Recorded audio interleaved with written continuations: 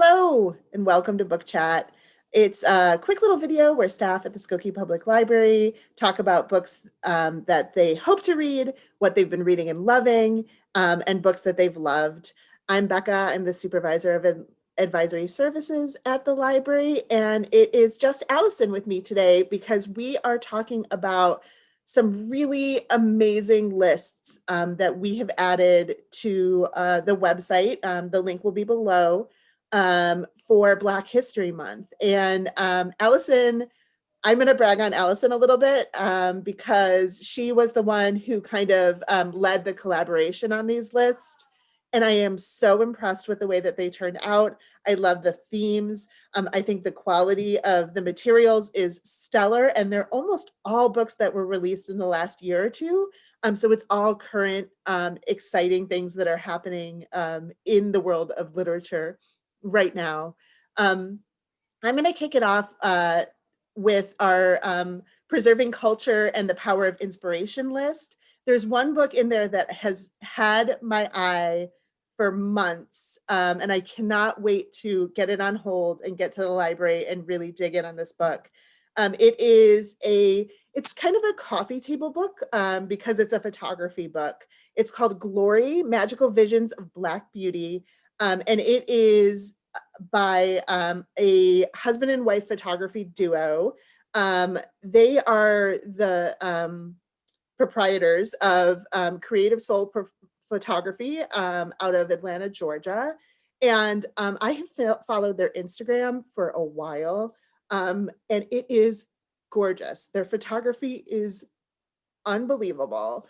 So I know that once you see this beautiful book, you are going to want to follow them on all the social medias. So just so you get a little bit of their gorgeous photography every day. And I was so excited to see this book on the list. And I wish that I was the one who contributed it, but it was actually Allyson. So Allyson, what book are you most excited about, and what list does it go with?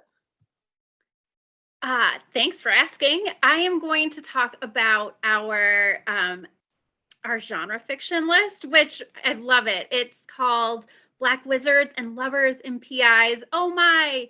And it was inspired by author L.L. McKinney. She wrote an article back in early this summer, and she wrote, "We know that for every issue book, we need at least 5 more where Black people go on adventures, fall in love, solve mysteries, be heroes, and do everyday things like everyone else." And therefore, this list came to be. The book I am most excited to read is called The Plot is Murder by V.M. Burns. This was suggested by Sharon, and she writes, "This is the first book in the series for which the author received an Agatha Award," which is a huge deal, nomination, as well as a starred review from the Library Journal. The characters are likable, fun, and often feisty. It has everything that fans of cozy mysteries love. I think it's just perfect for this time of year. As we're recording, it's like -1,000. So I'm so excited for this really cozy mystery. So Becca, what about you? What's next? I am so excited for that one because I've been super into cozy mysteries. I just kind of zipped through a series over the last week or so. And I don't know what it is about this time of year, but like they just hit the right note. So I'm going to add that one to my to read list for sure. And we knew very early on in the planning stages for these lists that we wanted to have a list that was specifically about Black joy, because so often lists are pretty heavy when they are about Black protagonists or written by Black authors. And those books are fabulous, but we also wanted to celebrate all of the joy that comes with Black excellence. And so Allyson and I were talking back and forth a lot about like, what are the best books that fit on this list? And one of the ones that we talked about for a while was The Black Flamingo by Dean Atta. It's a novel in verse. It's a YA title. And in talking about it, we were like, I don't know. And I was like, you know what? I'm just going to read it. And I'm going to kind of get my own sense for it. And I loved it. It is perfect for fans of Jason Reynolds, Elizabeth Acevedo, Kwame Alexander, all of those amazing novelists in verse. But this one in particular, the name comes from, there actually are black flamingos, and it's because they overproduce melanin and their feathers turn black. And it's just this coming of age story. The way that the character's language evolves as he grows older, I thought like was not lost on me, and I thought it was really beautiful and really profound. And because it's a novel in verse, it's a quick read. So The Black Flamingo by Dean Atta, if you're looking for something that's just lovely and joyful and quick, it's a great choice. All right, Allison, what's your last one? Oh, before I move on to the last one, following up on Black Flamingo, I also read it, I listened to it, and I cannot recommend it enough. I'm so glad that that we have it available as an e-audiobook. It's outstanding, it's beautiful, and it's joyous.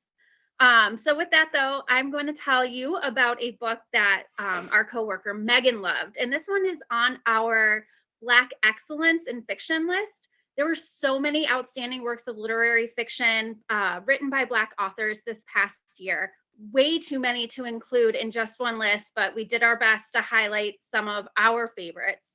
Megan's was, and this is actually not just her favorite book for this list, it's her favorite book of the entire year. It's called The Office of Historical Corrections. It's written by Danielle Evans. Megan suggests reading the novella by the same name as the collection first, and then follow it up with a short story called Alcatraz. But still, all the stories blew her away and comfortably wedged themselves in her memory. There's so many on there that we all love, that I want to read and will love, I'm sure. But thank you all for joining us today. Be sure to check out our website for more ways to celebrate Black History Month this month, as well as the rest of the year. The links to the list we discussed today are below, and if you need help accessing these titles or any of the thousands of titles that we have available, please contact us at matchmanagers@skokielibrary.info. As always, please take care, please stay warm. We miss you, and we cannot wait to talk about books with you again soon. Take care.